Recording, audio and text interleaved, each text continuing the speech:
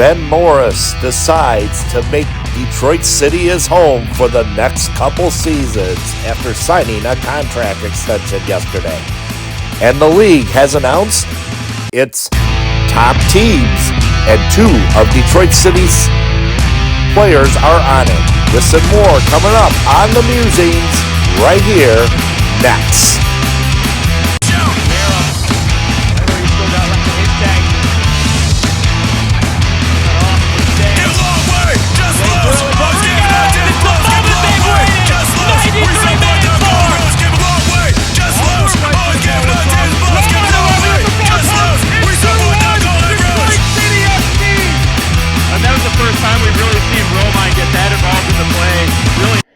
Happy Wednesday, folks. Madcat here. Lots to talk about on this Wednesday here.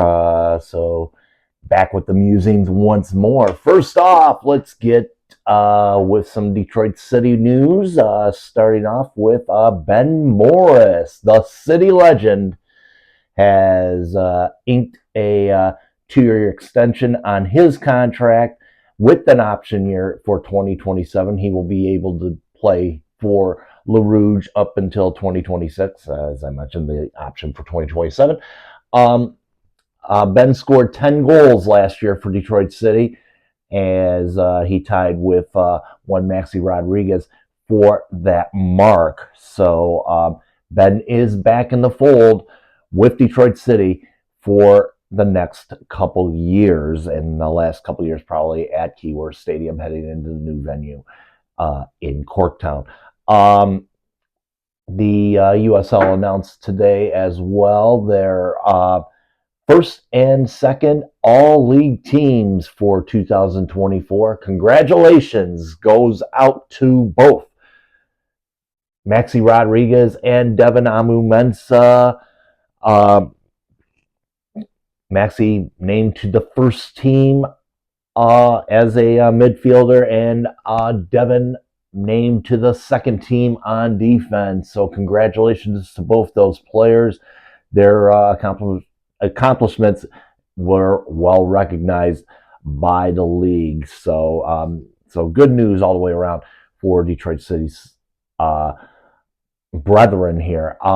Bad news, though, on the road are being pumped up here. So let's get into some USL news here.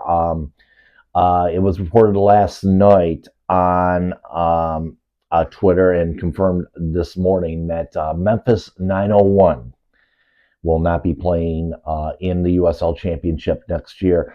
It appears that the deal there is turned out to be a stadium issue. They were looking to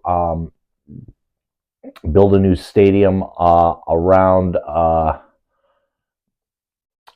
somewhere called Liberty Park, but the funds were earmarked for something else, probably for Memphis State's football team and the Memphis Grizzlies NBA team as well, and nothing was earmarked for the soccer team, thus leaving the club without any options other than to fold up and sell their territorial rights to Santa Barbara, as the Santa Barbara Sky will commence operations in 2026. They will not be playing next year in the USL Championship. They will be playing a year later. So this is no hiatus situation. They just basically sold the territorial rights to the club to Santa Barbara and ceased to existence.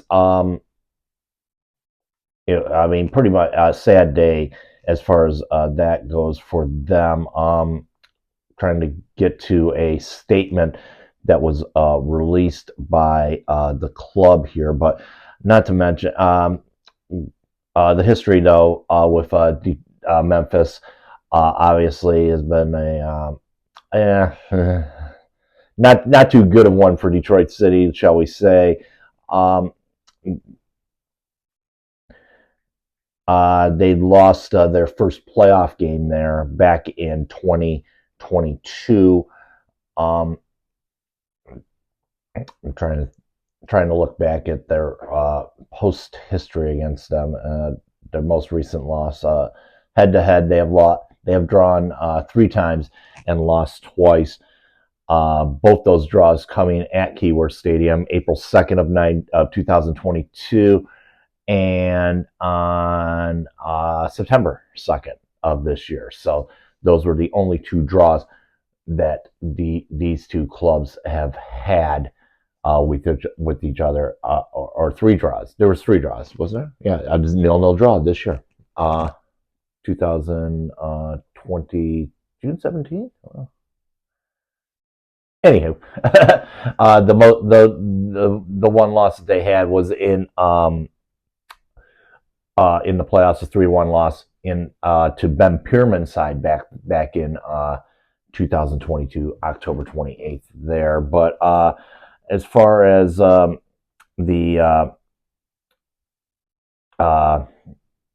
as far as what was going on with the club, I'm trying to find a statement here. I'm going over to Twitter here.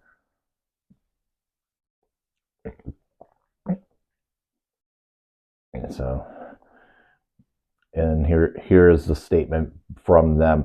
We collectively share the disappointment of our supporters and the Memphis community as Memphis 901's FC's franchise rights transition to Santa Barbara, California. So many people have poured their hearts and souls into building this club, including soccer legend Tim Howard, and to everyone who helped build this organization. We will be forever grateful. From the beginning, we emphasized that a soccer-specific stadium was essential for the long-term viability of professional soccer in Memphis. Following the city's direction, we participated in multiple trips to lobby the Tennessee legislature in 2023 for a $350 million cash grant to fund sports facilities, including a new soccer stadium and renovations to AutoZone Park. While the state of Tennessee fulfilled this grant to Memphis, funding for the Liberty Park Soccer Stadium and AutoZone Park were unceremoniously left out. In the past year, we have explored additional options, but unfortunately, time was not on our side. So basically, what the club has said is, they couldn't find any options. And of course, when you're looking, at the professional sports landscape and all that stuff, the public funding being an issue here, and those things get earmarked. Those things, they find a way to earmark them to one place, from one place to the other. So sad situation though for Memphis and their fans. My heart goes out to the Bluff City Mafia, and those supporters there in Memphis, they have to struggle now with moving on from this. So it's unfortunately one of the sad realities of U.S. soccer nowadays. You have to have the money basically to get things going there. So one announcement though today, Detroit City wise, all your owners out there is a meeting coming up next Wednesday at the clubhouse, 6:00. Danny Dicchio and Trevor Jennings will be there to discuss the previous season at hand.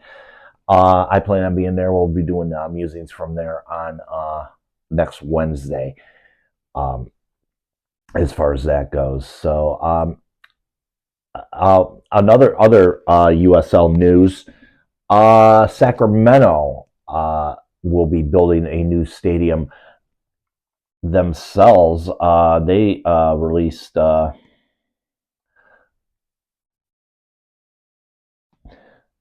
statement about that earlier this after, just before Memphis announced theirs. Sacramento City Council unanimously passed a term sheet outlining a set of proposals that will accelerate the development of a Republic Stadium at the rail yard. So one team getting what they need, the other team not getting what they need. So that's what it boils down to. So want to talk though, as it seems like it's a rambling on version of the musings today. Let's talk about realignment here. So what we have here now is an unbalanced situation. with Memphis 901 leaving and Santa Barbara not coming in until next year. Next year being 2020. Basically, we're saying next year now because we are basically in the 2025 campaign as we speak, even though the 2024 season hasn't ended yet. So 2025, there will be 25 teams in the USL Championship. 13 of those teams will be based east of 14 of those teams basically will be east of the Mississippi River. So a good concentration of those teams will be such as, will be including Brooklyn, Lexington SC. Those two clubs are joining the championship next year. So you got basically a concentration of clubs mostly east of the Mississippi River here. Now, as far as realignment goes,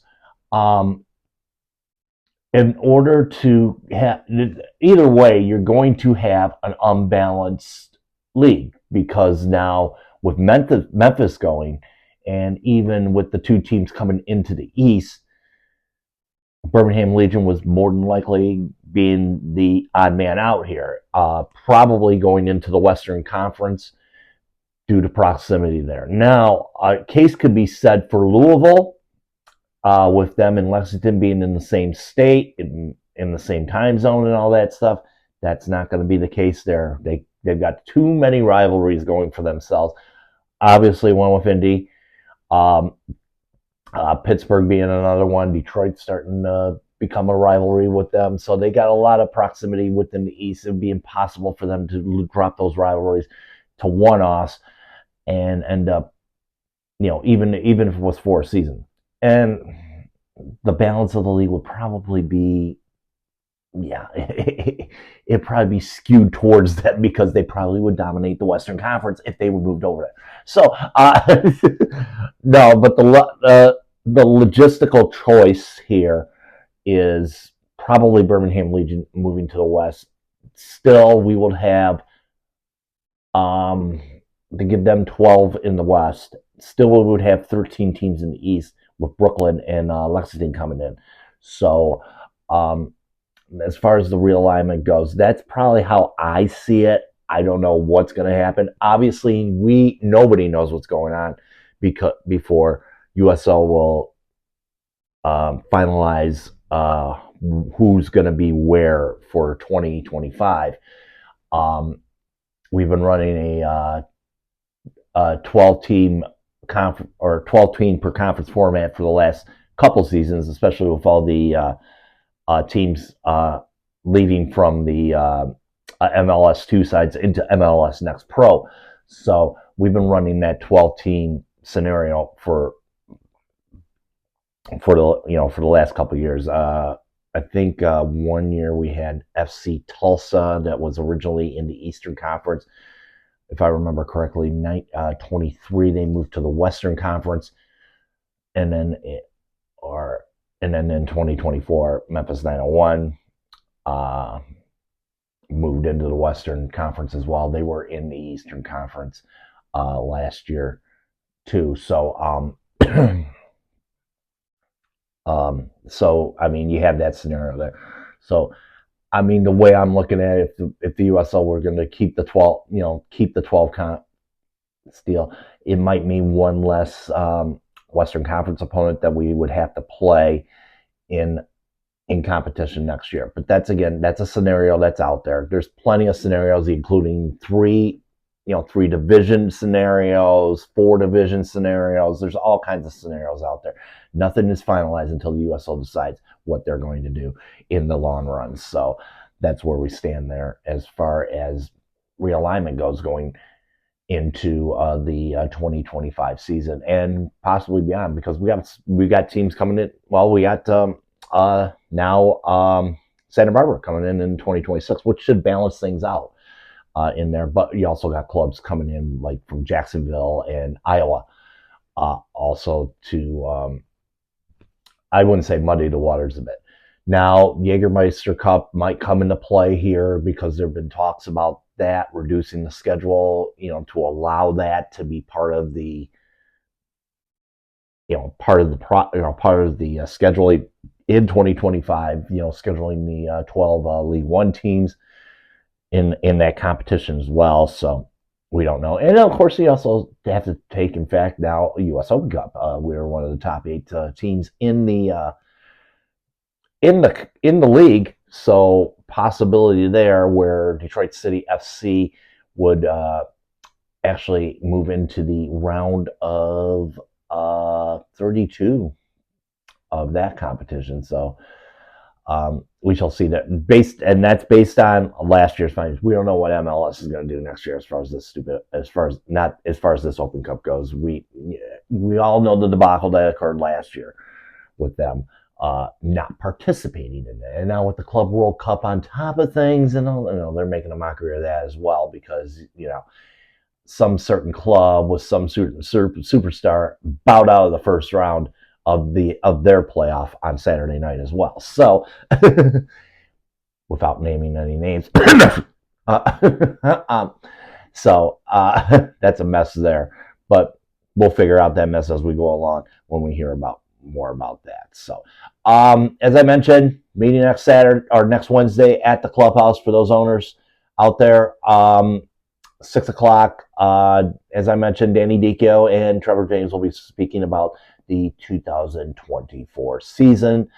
And that's it. We will be back on Saturday. We got some semifinal action coming to you on Saturday for Soccer Night in Detroit. 7 o'clock, Charleston Battery taking on Rhode Island. 9 o'clock, Colorado Springs Switchbacks taking on Las Vegas Lights. We will have the finalists for the USL Championship Final the November 23rd after we are done. So stay tuned Saturday night, Sunday morning for a soccer night in Detroit. Looking into that as we get ready for the USL Final next Saturday. Until next Wednesday, folks, keep your feet on the ground and keep reaching for the galaxy.